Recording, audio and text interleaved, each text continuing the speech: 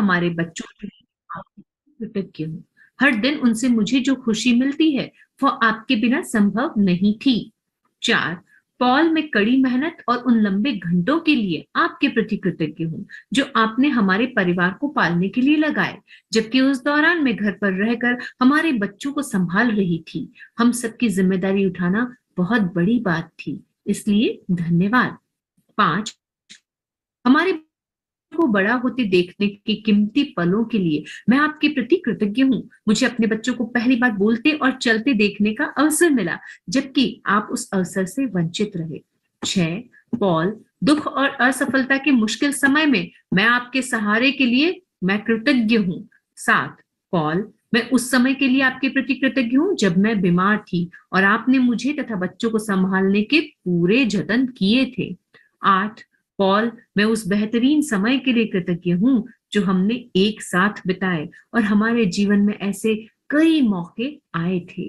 9, Paul, मैं कृतज्ञ हूँ कि आप हमारे बच्चों के पिता बने रहना चाहते हैं।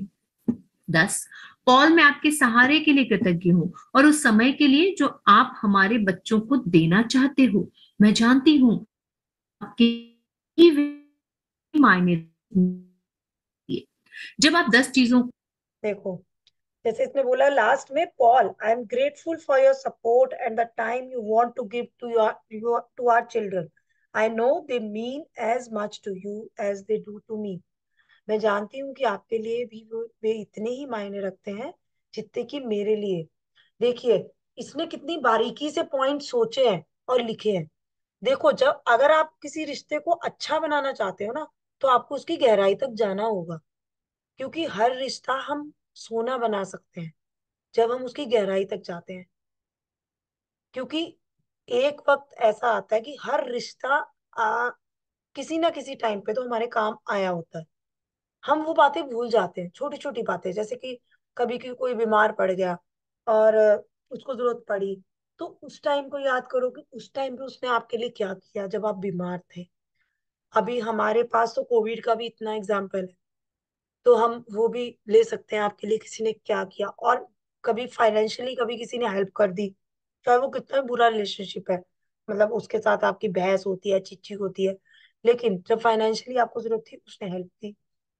छोटी छोटी बातें आप देख सकते हो।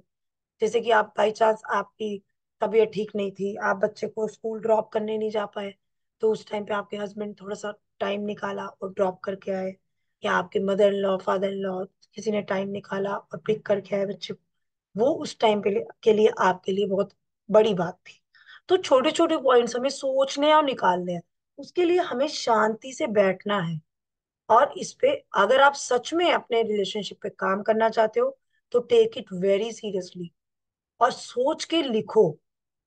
क्योंकि लिखने से ही फीलिंग आएगी।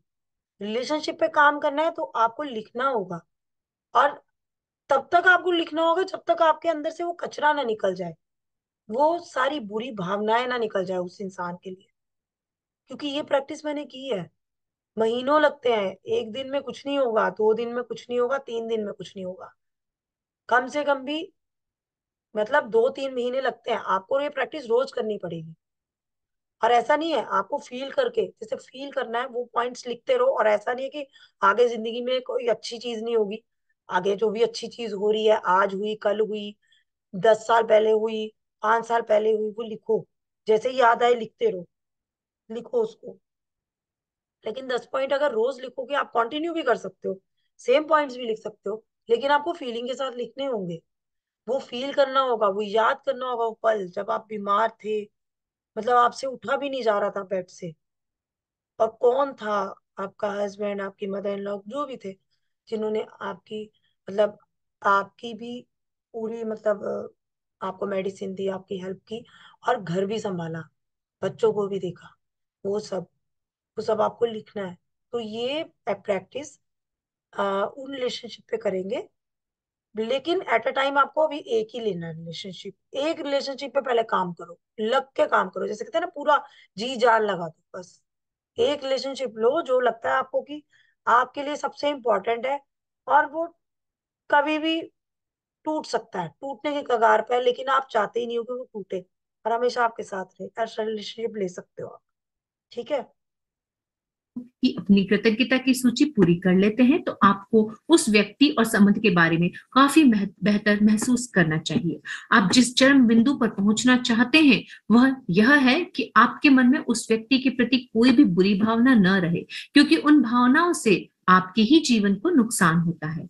यह जान लें कि हर संबंध अलग होता है और यदि जरूरत हो तो आप इस जादुई अभ्यास को कई दिनों तक दोहराने का विकल्प चुन सकते हाँ देखो, हर रिलेशनशिप अलग होता है।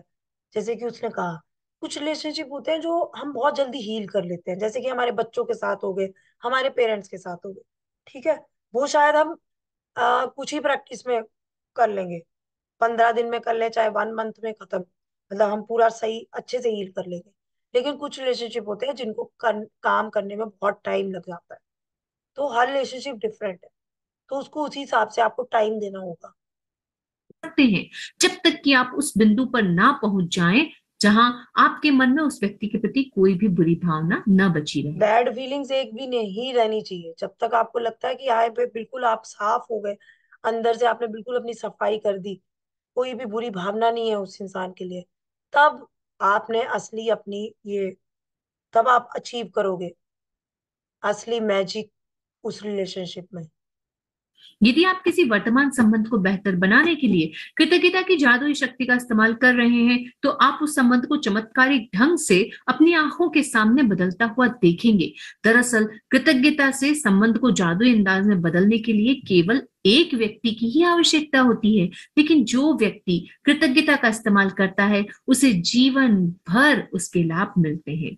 यदि आप का कोई अतीत संबंध चुनते हैं जहां अब उस व्यक्ति से आप पर आपका कोई संपर्क नहीं है, तो आप अपने भीतर खुशी और और शांति को साथ ही जीवन के अन्य वर्तमान संबंधों को भी जादू से बेहतर बनता देखेंगे।